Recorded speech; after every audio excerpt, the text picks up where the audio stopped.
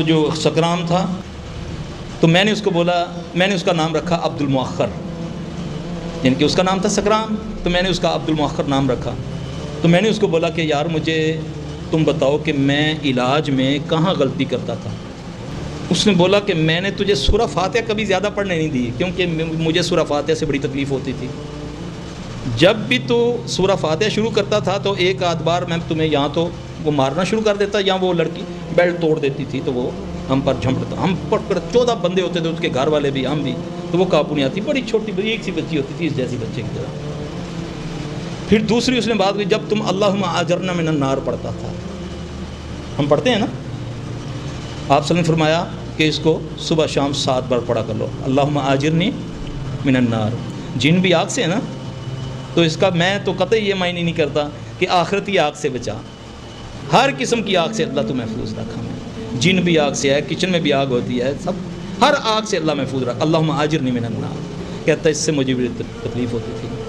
اچھا میں نے بولا اور کوئی اور چیز بتا، تیری اتنی عمر ہے، 12 ساڑھے 12 سال عمر ہے بقول اس کے، تو کہتا پھر میں تمہیں 2 چیزیں بتاتا ہوں،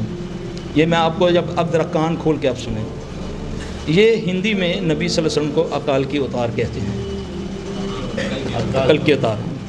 مجھے کہتا ہے تمہارا جو عقل کی اتار ہے نا،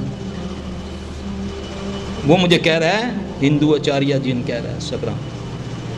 کہتا اس نے فرمایا نا کہ تم پلیٹ صاف کر کے کھانا کھایا کرو، کہتا یہ جو تم کو پیٹ کی بیماریاں لگتی ہیں اور ڈاکٹر کو پتہ نہیں نا چلتا، یہ جو تم کھانے میں سے چھوڑ دیتے ہو نا، وہ پھر ہم کھاتے ہیں، وہ ہم لے جاتے ہیں، پھر وہ اثرات ہم،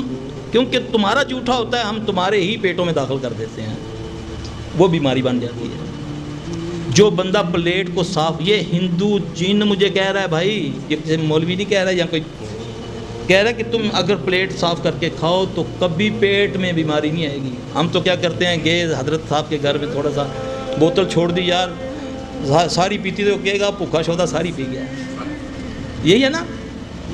اللہ کے نبی نے کیا فرمایا کہ شیطان کے لیے مت چھوڑو، فرمایا نا۔ دوسری بات اس نے کہا کہ جاؤ جس کو کوئی دل کی تکلیف ہے وہ دائیں کروٹ سوئے اور بیٹھ کے جوتے کا تسمہ باندھے، بیٹھ کے، اس کو دل کی تکلیف کبھی نہیں ہوگی۔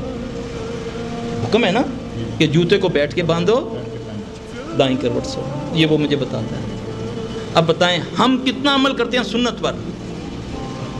کھڑے ہو کر پانی الٹا ہے یا سیدھا، یار میرا ہی اتحاد ہے گا نا، ان اللہ نے لایا جو ہے، جو پی لیتا داں کی ہو گیا، نہیں میں مردہ، استغفر اللہ من ذالک۔ میں آپ کو ایک بات بتاؤں، اگر کوئی قرآن کی آیت میں آپ کو لکھ کر دوں پڑھنے کے لیے، یقین جانیں اگر آپ نے اس کو الٹے ہاتھ سے لے لیا، پوری زندگی پڑھتے جائیں اس کا کبھی اثر نہیں ہوگا۔ یہ مشاہدات میں نے تو ہر چیز پہ تجربے کیے ہیں، دعاؤں کے اوپر پوچھا ان کا رگڑا نکال کے، یہ یہاں تجھے کیا ہوتا ہے،